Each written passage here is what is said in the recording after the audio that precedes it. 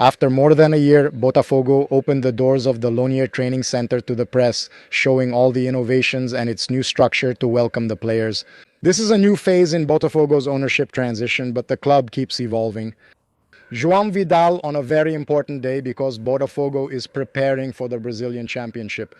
Defender Ferraresi, fullback Vitinho, and coach Franklin Carvalho also gave interviews here. And the focus is just for Botafogo to keep up this momentum after the World Cup, which is going very well with 2 wins and a draw. That's right. Hey, to everyone tuned in, it's a great pleasure to be here with you once again. It's really cool here, isn't it? You brought up time, which is rare these days.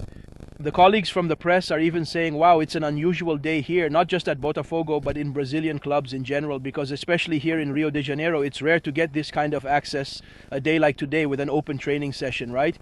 Where you can interact a little with the players, with the coach, and all of this here was really cool. What we experienced this morning. It's cool that we were here at City Lonier under this scorching sun. By the way, Franklin Carvalho, we're going to have to put some sunscreen on your bald head because it's really red. But it was really cool, and he talked a lot. They asked him about the Brasileirão, the Copa Sudamericana, about what the priority is, and he was very clear, right? He said, he even used this quote here. I can repeat it here. You'll probably see it in the short on social media too, and on the website. He said winning the Brazilian Championship is impossible. That's correct. He used those words, but that doesn't mean Botafogo won't dedicate themselves to the Brazilian Championship, especially with the imminent qualification in the Copa Sudamericana, since that's a title Botafogo fans really want. Things went badly in 2023, right? Botafogo, once favorites, were eliminated in the quarterfinals by Defensa y Justicia. That's right, and it leaves a bitter taste. Botafogo fans want the Copa Sudamericana title, but Franklin Carvalho will still deliver in the Brazilian Championship. Like you said, Botafogo has been doing really well after the Copa, and then there was another break now as well. Vitinho also talked about this break, this mini preseason. Since Botafogo, like some other Serie A clubs, isn't playing in the Copa do Brasil anymore, they were eliminated in the third round, they had this extra time to prepare. This can be really important to keep up the good work that Franklin has been able to implement at Botafogo, especially after the Copa.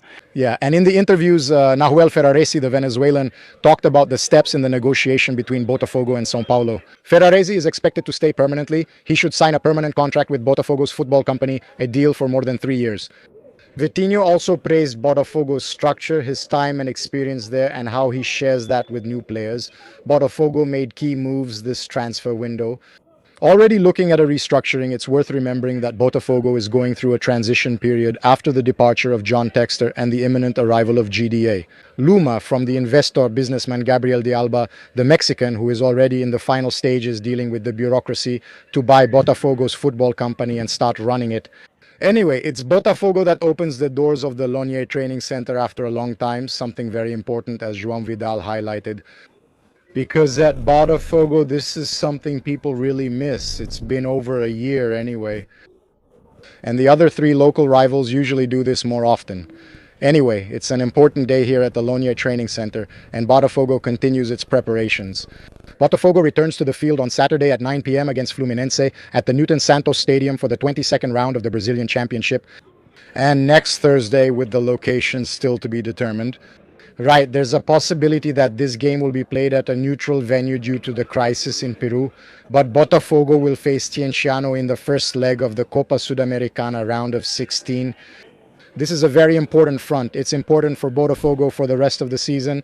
You can follow everything about Botafogo on social media, on our channel, and also on the Lance website. Take care.